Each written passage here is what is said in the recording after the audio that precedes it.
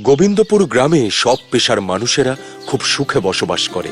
কেউ শিক্ষক, কেউ মাছ বিক্রেতা, কেউ মিষ্টান্ন প্রস্তুতকারক, কিন্তু কারোর মধ্যেই কোনো ভেদাভেদ নেই। হাকিম, ফজল, আলম এরা মুরগির প্রতিপালন করে। তাদের নিজেদের খামার আছে, সেখানেই প্রতিপালিত হয় মুরগিরা। ডিমের গুণগত মান খুবই উন্নত। তারা রোজ হাটে ডিম বেচতে আসে, কিন্তু সেদিন হাটে যেতে ওদের একটু দেরি হয়েছে। ভাই ফাজাল, আজ তো কোনো খরিদ্দার এলো না রে। আমিও তাই ভাবছি। অন্যদিন তো এই সময় অধিকাংশ ডিম বিক্রি হয়ে যায়। তবে কি আজ দেরি হলো বলে ডিম বিক্রি হচ্ছে না? হ্যাঁ, বুঝতে পারছি না কারণটা। আজ মনে হয় আমাদের খালি হাতেই বাড়ি ফিরতে হবে। আরে ও নিত্যানন্দ দা, ডিম নেবেন না আজকে? ডিম নেবেন না আজকে? নিয়েছি ডিম, তবে এমন ছোট ছোট নয়, বড় বড় ডিম, বুঝলে? বড় বড় ডিম নিয়েছে মানে? আমরা তো কিছুক্ষণ আগে এলাম, উনি আমাদের থেকে কেনেননি, অথচ ডিম পেলেন কোথায়? সেটাই তো। তবে কি আমাদের দোকান বন্ধ দেখে অন্য কোথাও ডিম কিনলেন উনি? আর তো এখানে কেউ ডিম বিক্রি করে না।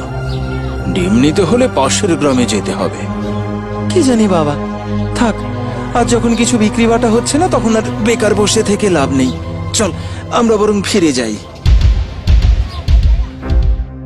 পটল দক্ষিণের সোনার গ্রামের বাসিন্দা। আগে কিছু ব্যবসা করেছিল, তবে সাফল্যের মুখ দেখেনি বলে এখন ডিমের ব্যবসা করছে। পরিবার বলতে আছে স্ত্রী, যার নাম মালা। বুঝলে মালা, আজ কিন্তু এই নতুন হাটে ভালোই বিক্রি বাটা হয়েছে। ভাবছি এবার থেকে গোবিন্দপুরে ডিম বিক্রি করব। আজ না হয় বিক্রি হলো, কিন্তু অন্যদিনও হবে এমন তো কোনো কথা নেই। আর ধরো যদি ওখানকার ব্যবসায়ীরা তোমায় বিক্রি করতে না দেয়, তাহলে যে আমাদের বড়লোক হওয়ার স্বপ্ন অধরা থেকে যাবে গো। ব্যবসা করতে দেবে না মানে? এত বড় বড় ডিম, তাও 2 টাকা জোড়ায় আমি দিচ্ছি। আর অন্য ডিমের ব্যবসায়ীরা তো ছোট ছোট ডিম দেয়, তা প্রতিটা দাম রেখেছে 3 টাকা। লোকে কম দামে বড় জিনিস পেলে আর বেশি দাম দিয়ে ছোট জিনিস কিনবে না। ব্যাস, তাহলে তো কেল্লা ফতে। আমাদের বড়লোক হওয়া আটকায় কে? যাই, মুরগিগুলোকে ওদের আসল খাবার দিয়ে আসি। কালকে আবার গোবিন্দপুরের হাটে বড় বড় ডিম বিক্রি করতে নিয়ে যেতে হবে তো।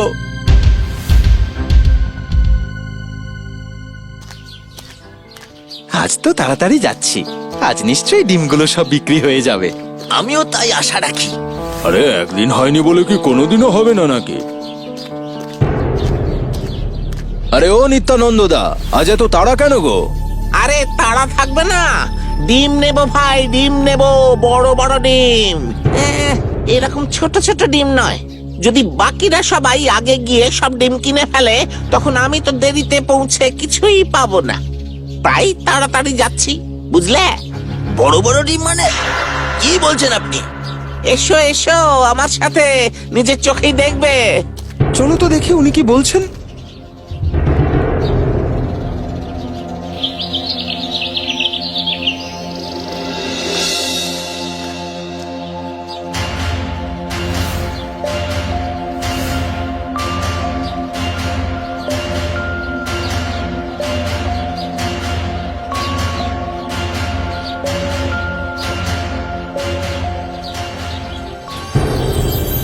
এ আবার কে? আমিও তো তাই ভাবছি। ওরে বাবারে, ডিমের আকারগুলো কি বড় বড়! কি হে, দেখলে তো কত বড় বড় ডিম? এবার বিশ্বাস হলো তো? দামও কম, আকারেও বড়। এবার তোমরাই বলো, আমি তোমাদের থেকে ডিম নেব নাকি এই পটলের থেকে? তোমরাও কি ডিম নেবে নাকি? আরে এই পটল, ওরা নেবে কি রে? ওরা নিজেরাই তো ডিম বিক্রি করতো এতদিন।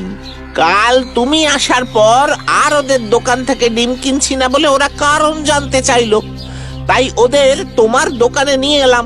এবার নিজের চোখেই দেখুক মুরগির ডিম কত বড় বড় হয়। ওরা তো এতদিন ঠকিয়েছে আমাদের। বলি এই, টাকা কি গাছে ফলে নাকি? যত সব ঠকবাজ লোকজন জুটেছে গ্রামে। তা তোমায় তো আগে কখনো এলাকায় দেখিনি। গ্রামে নতুন নাকি? আরে আমি সোনার গ্রামে থাকতাম, এখন কদিন হলো এখানে এসে ব্যবসা করছি। দেখো দেখো কত বড় বড় ডিম বিক্রি করছি, তাও আবার 2 টাকা জোড়া। এগুলো কি সত্যি মুরগির ডিম নাকি?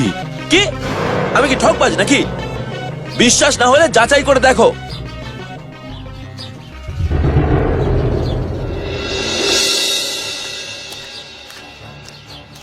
আচ্ছা, এই পটল কোত্থেকে এত বড় বড় ডিম নিয়ে আসছে? মুরগির ডিম এত বড় বড় হয় নাকি? আগে তো কখনো দেখিনি। বলছি সত্যি এগুলো মুরগির ডিম তো? এই পটল যে আমাদের ব্যবসা শেষ করে দেবে, না খেয়ে মরতে হবে আমাদের। মুরগিদের কি এমন খাবার দেয় পটল, সেটা জানতে পারলে খুব ভালোই হতো। তাহলে পটলের বাড়ি যাবে নাকি? হ্যাঁ, চলো একটা শেষ চেষ্টা করে দেখি।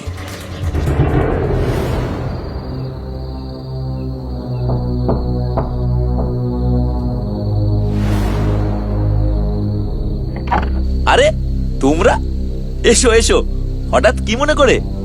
না মানে তুমি মুরগিকে কি খেতে দাও বলো দেখিনি। আসলে আমরা সেইটা জানার জন্য এসেছিলাম। আমি না, আমার স্ত্রী খেতে দেয়। মালা, মালা, এই এসো তো একবার এদিকে এসো। আমায় ডাকলে কেন? ওনারা জানতে চাইছেন মুরগিকে তুমি কি খেতে দাও। সবাই যা খেতে দেয় তাই দি, ভাত, দানা, জল। আমরাও তো তাই খেতে দিই, কিন্তু এত বড় বড় ডিম তো হয় না।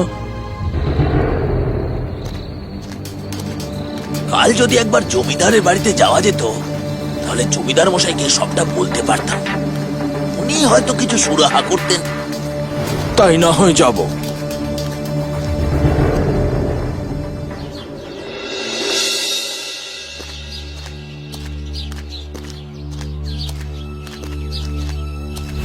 প্রণাম জমিদার মশাই, আপনার কাছে আমরা একটা অনুরোধ নিয়ে এসেছি।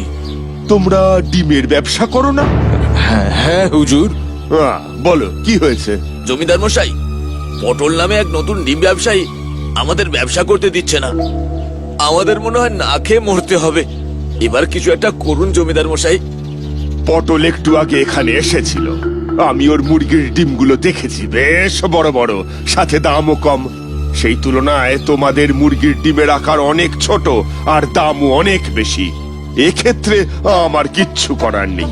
বরং তোমাদের থেকে যে পরিমাণ ডিম আমি সেবার কাজে নিতাম, সেই বরাত আমি আজ থেকে পটলকেই দিয়ে দিয়েছি। তোমরা এবার আসতে পারো।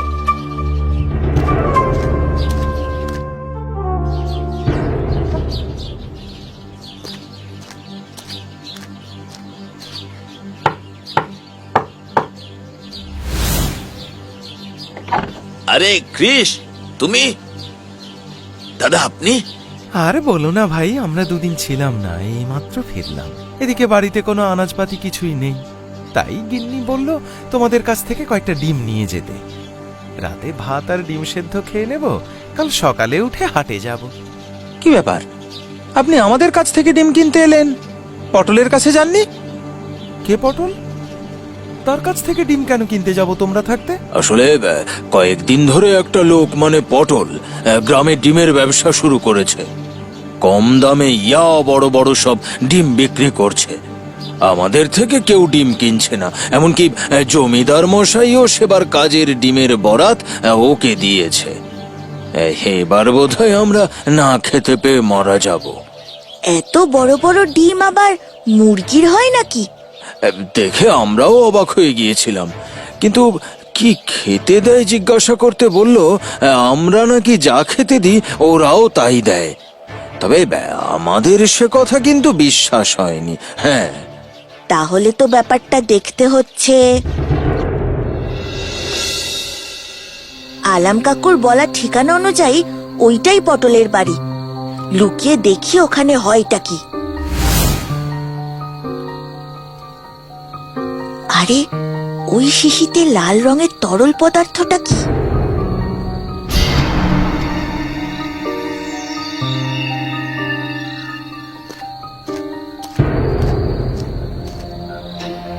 এটা কিন্তু ফুরিয়ে গেল, কালকে মনে করে নিয়ে আসবে, নইলে বড় বড় ডিম আর পাওয়া যাবে না। নিয়ে তো আসতেই হবে, নাহলে লোক ঠকিয়ে বড় লোক হব কি করে? তবে তো কাল সকালে ওর পিছু পিছু গিয়ে দেখতে হবে আমায় ব্যাপারটা কি।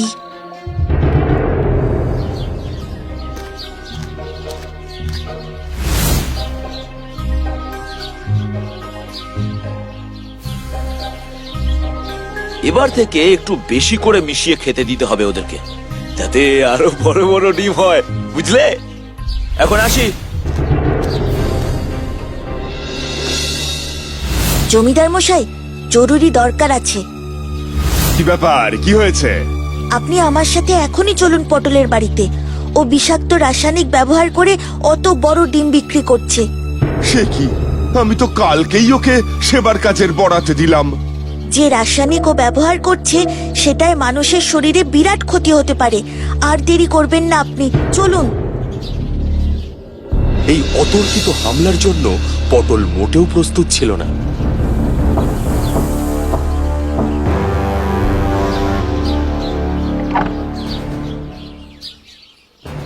পটল, আজ তোমার খেলা শেষ। এ কি জমিদার মশাই, আপনি? তুমি যে লাল রাসায়নিক মিশিয়ে মুরগিদের খাওয়াও, সেই খবর আমরা জানতে পেরেছি। পটল, তোমায় বিশ্বাস করেছিলাম আমি। ছি ছি ছি ছি ছি ছি, তোমার ক্ষমা নেই। না না না না না, আমি এমন কোনো রাসায়নিক দ্রব্য মেশাই না। আমি নিজের চোখে আজকে দেখেছি তুমি একজনের থেকে লাল রঙের একটা রাসায়নিক কিনেছো। সেই লোকটাকে গ্রামবাসীরা ইতিমধ্যে পাকড়াও করেছে। ক্ষমা করুন জমিদার মশাই। বন্দি করে নাও পটল আর মালাকে, ওদের জায়গা কারাগারে।